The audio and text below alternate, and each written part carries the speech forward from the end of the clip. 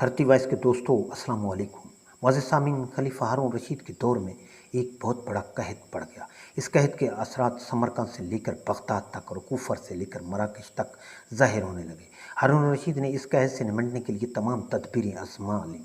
پوری سلطنت میں سرکاری لنگر خانے قائم کر دیے اور تمام ٹیکس معاف کر دیے۔ اس نے غلے کے گودام کھول دیے، امراء اور تاجروں کو متاثرین کی مدد کے لیے موبلائز کر دیا، لیکن اس کے باوجود عوام کے حالات ٹھیک نہ ہوئے۔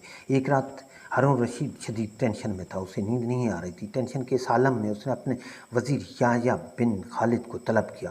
یحییٰ بن خالد ہارون رشید کا استاد بھی تھا، اس نے بچپن سے بادشاہ کی تربیت کی تھی۔ ہارون رشید نے یحییٰ خالد سے کہا، استاد محترم، آپ مجھے کوئی ایسی کہانی، کوئی ایسی داستان سنائیں جسے سن کر مجھے قرار آ جائے۔ یحییٰ بن خالد مسکرایا اور عرض کیا، بادشاہ سلامت، میں نے اللہ کے کسی نبی کی حیات طیبہ میں ایک داستان پڑھی تھی۔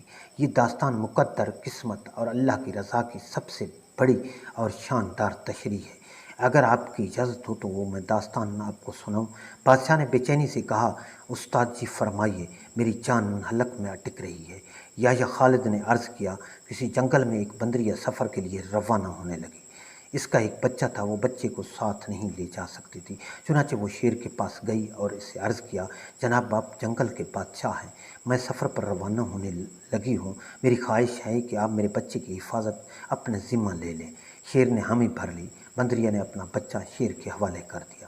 شیر نے بچہ اپنے کندھے پر بٹھایا، بندریہ سفر پر روانہ ہو گئی۔ اب شیر روزانہ بندر کے بچے کو کندھے پر بٹھاتا اور جنگل میں اپنے روزمرہ کے کام کاج کرتا۔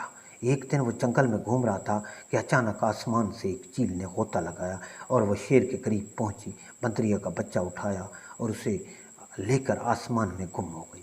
شیر جنگل میں بھاگا دوڑا لیکن وہ چیل کو نہ پکڑ سکا۔ یحییٰ خالد رکا، اس نے سانس لیا اور خلیفہ ہارون رشید سے عرض کیا، بادشاہ سلامت، چند دن بعد بندریہ واپس آئی۔ شیر سے اپنے بچے کا مطالبہ کر دیا۔ شیر نے شرمندگی سے جواب دیا، تمہارا بچہ تو چیل لے گئی۔ بندریہ کو غصہ آ گیا اور اس نے چلا کر کہا، تم کیسے بادشاہ ہو؟ تم ایک امانت کی حفاظت نہیں کر سکتے ہو؟ تم اس سارے جنگل کا نظام کیسے چلاؤ گے؟ شیر نے افسوس سے سر ہلایا اور بولا، میں زمین کا بادشاہ ہوں، اگر زمین سے کوئی آفت تمہارے بچے کی طرف بڑھتی تو میں اسے روک لیتا، لیکن یہ آفت آسمان سے اتری ہے اور آسمان کی آفتیں صرف اور صرف آسمان والا ہی روک سکتا ہے۔ یہ کہانی سنانے کے بعد یحییٰ بن خالد نے ہارون رشید سے عرض کیا، بادشاہ سلامت، قحط کی یہ آفت بھی اگر زمین سے نکلی ہوتی تو آپ اسے روک لیتے۔ یہ آسمان کا عذاب ہے، اسے صرف اللہ تعالیٰ ہی روک سکتا ہے، چنانچہ آپ اسے رکوانے کے لیے بادشاہ نہ بنیں، فقیر بنیں، یہ آفت رک جائے گی۔ یحییٰ بن خالد نے ہارون رشید کو کہا، بادشاہ سلامت، آسمانی آفتیں اس وقت تک ختم نہیں ہوتی جب تک انسان اپنے رب کو راضی نہیں کر لیتا۔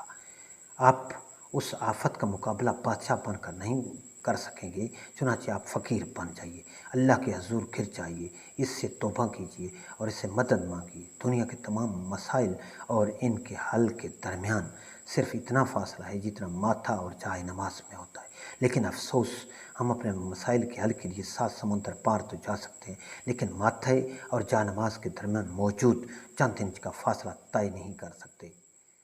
شکریہ دوست۔